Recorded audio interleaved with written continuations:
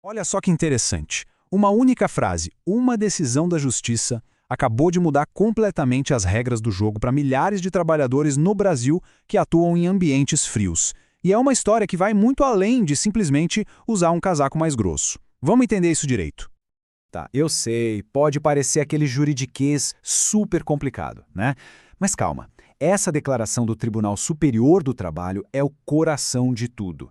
E a gente vai quebrar isso em pedacinhos para entender exatamente o que cada parte dessa decisão significa no dia a dia.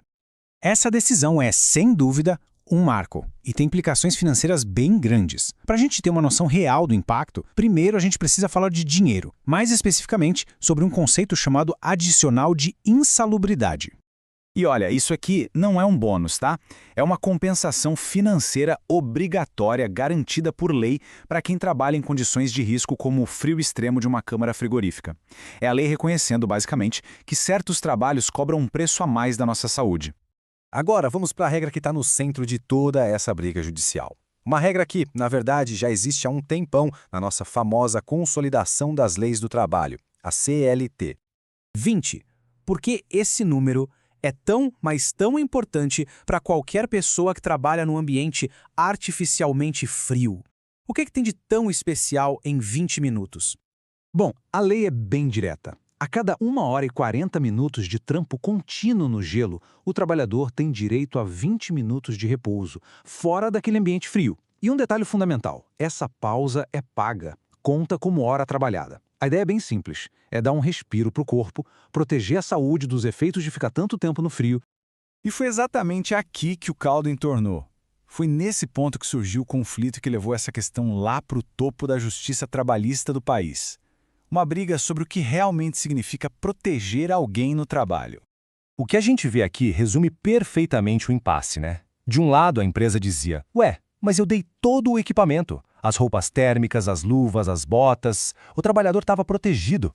Do outro lado, vinha o questionamento, ok, mas e o descanso obrigatório para o corpo se recuperar, isso foi dado? E um detalhe, a defesa da empresa já nasceu meio fraca. No processo que começou tudo isso, ela nem conseguiu provar que forneceu os equipamentos de proteção durante todo o período, o que já abalou o próprio argumento. E isso tudo nos leva à pergunta de R$ 1 milhão. A questão que o tribunal precisava responder de uma vez por todas. Será que uma jaqueta térmica de última geração pode, legalmente, tomar o lugar de um intervalo de 20 minutos? A resposta do Tribunal Superior do Trabalho veio, e veio de forma clara, direta, sem deixar nenhuma brecha para dúvida. Estabeleceu um novo padrão para todo mundo. E aqui está o pulo do gato da decisão. O TST entendeu que o equipamento de proteção e a pausa para recuperação têm funções fisiológicas totalmente diferentes. E por isso, uma coisa não substitui a outra. Uma não anula a necessidade da outra.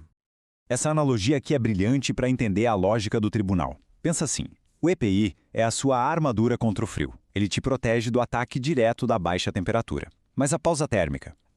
A pausa é o tempo que o seu corpo precisa para se recuperar depois da batalha, para reequilibrar a temperatura, para se reestabelecer do estresse. Uma armadura não elimina o cansaço da luta, concorda?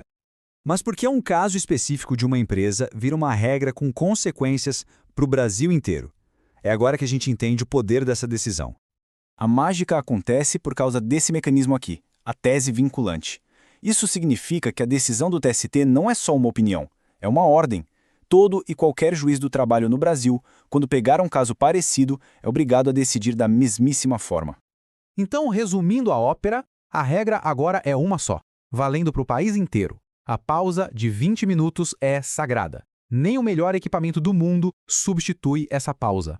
E se a empresa não der a pausa, bom, aí tem que pagar o adicional de insalubridade. Simples assim. Um padrão claro e direto para todo mundo. E isso tudo nos deixa com uma reflexão, né? Essa decisão joga luz numa ideia mais ampla de segurança no trabalho. Que proteger não é só sobre evitar um acidente na hora, tipo usar um capacete para não levar uma pancada. É também sobre reconhecer o desgaste do corpo e a necessidade de recuperação. Fica a pergunta no ar. Em que outras situações do nosso dia a dia de trabalho, essa distinção entre proteger e recuperar também se aplica?